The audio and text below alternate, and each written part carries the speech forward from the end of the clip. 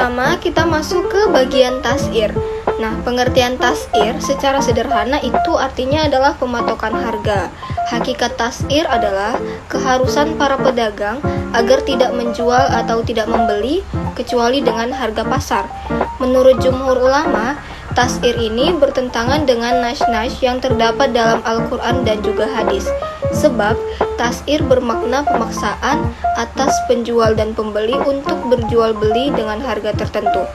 Menurut Ibnu Qayyim, penggolongan tas'ir ini terbagi menjadi dua, yaitu tas'ir yang dizalim atau yang diharamkan, kemudian yang kedua tas'ir adil yang dihalalkan. Kemudian kita membahas tentang hukum tas'ir. Nah, pertama hukumnya itu adalah haram, dan ini merupakan pendapat dari Jumhur Syahid Sabiq. Yang kedua, at-tas'ir diperbolehkan, akan tetapi pembolehan ini tidak secara mutlak. Menurut Hanafiyah, diperbolehkan tas'ir apabila terjadi kenaikan harga barang, yang mana kenaikannya ini melewati batas kewajiban. Kemudian yang ketiga, menurut Maliki tas'ir ada dua bentuk diperbolehkan apabila sebagian penjual menurunkan harga barang. Bentuk kedua dari tas'ir adalah membatasi para pedagang dengan harga tertentu.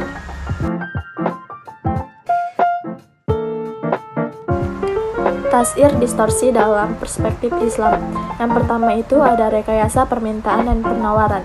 Dan yang kedua itu ada tadlis atau penipuan. Penipuan atau to one party dapat mengambil 4 bentuk, yakni yang pertama itu ada penipuan menyangkut jumlah barang atau quantity. Yang kedua itu ada mutu barang atau quality. Yang ketiga itu ada harga barang atau price. Yang keempat itu ada waktu penyerahan barang atau time of delivery. Nah, tadlis itu disebabkan karena adanya incomplete information. Masuk kita ke penjelasan iktikar. Penjelasan iktikar menurut ulama Hanafiyah, iktikar hukumnya makruh apabila membeli makannya di kota dan menahannya dan melarang dari yang menjual dan tidak mau menjual, maka perbuatan seperti itu menyusahkan manusia dan makruh hukumnya. Menurut Imam Al-Ghazali, iktikar adalah membeli sesuatu dan menyimpannya agar barang tersebut berkurang di masyarakat sehingga harganya meningkat, dan dengan demikian manusia akan terkena kesulitan. Menurut ulama Hanabilah, menurut Ahmad bin Muhammad ibnu Qudamah al-Maqdisi, beliau adalah salah satu ulama Hanabilah. Ia menyatakan bahwasanya iktikar adalah seseorang dengan sengaja membeli dan menimbun makanan kebutuhan manusia dengan maksud menunggu naiknya harga-harga.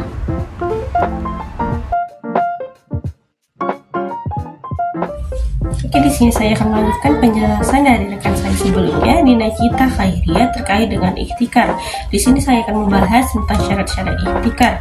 Syarat-syarat ikhtikar sendiri ada dua, yaitu syarat ikhtikar makruh dan juga syarat ikhtikar mubah. Nah, syarat ikhtikar makruh sendiri yang pertama itu menimbun tanpa tujuan menunggu harga tinggi. Yang kedua, menimbun pada waktu barang itu banyak. Ketiga, menimbun untuk keperluan dan keluarganya. Menimbun yang diperbolehkan atau mubah ada dua syaratnya: menimbun sesuatu tanpa tujuan untuk menjualnya, dan yang kedua boleh menimbun manisan, minyak, dan makanan hewan. Nah, yang selanjutnya ada syarat-syarat ikhtikar mubah. Syarat ikhtikar mubah yang pertama itu menimbun pada waktu lapang. Kedua, seseorang menyimpan untuk kebutuhan dan keluarganya. Ketiga, menimbun di negara yang penduduknya musyrik. Dan keempat, seseorang menyimpan untuk kebutuhan keluarganya.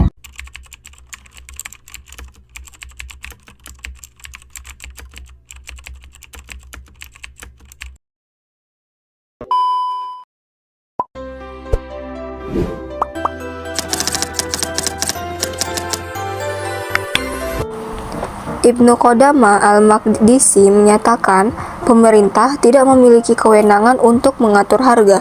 Masyarakat boleh menjual barang-barang mereka dengan harga berapapun yang mereka sukai. Menurut ulama mazhab Hambali, ini ada dua alasan tidak diperkenankannya pemerintah menetapkan harga. Yang pertama, Rasulullah tidak pernah menetapkan harga meskipun penduduk menginginkannya. Kedua, menetapkan harga adalah suatu kezaliman.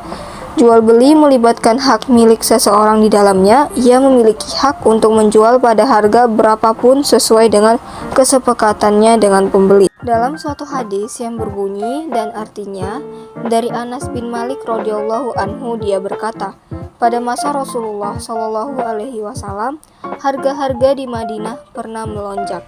Lalu orang-orang berkata, "Wahai Rasulullah, harga-harga melonjak tinggi, maka tentukanlah harga untukku." Rasulullah Shallallahu alaihi wasallam bersabda, "Sesungguhnya Allah adalah Al-Musair atau yang menentukan harga, Al-Qabid atau yang menahan, Al-Basit atau yang melapangkan, Ar-Razik atau yang memberi rezeki. Sesungguhnya aku mengharapkan berjumpa dengan Allah dan tidak seorang pun dari kalian yang menuntutku karena kezoliman baik mengenai jiwa dan tidak pula harta."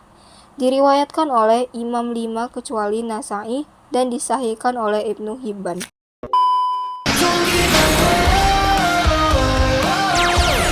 I don't give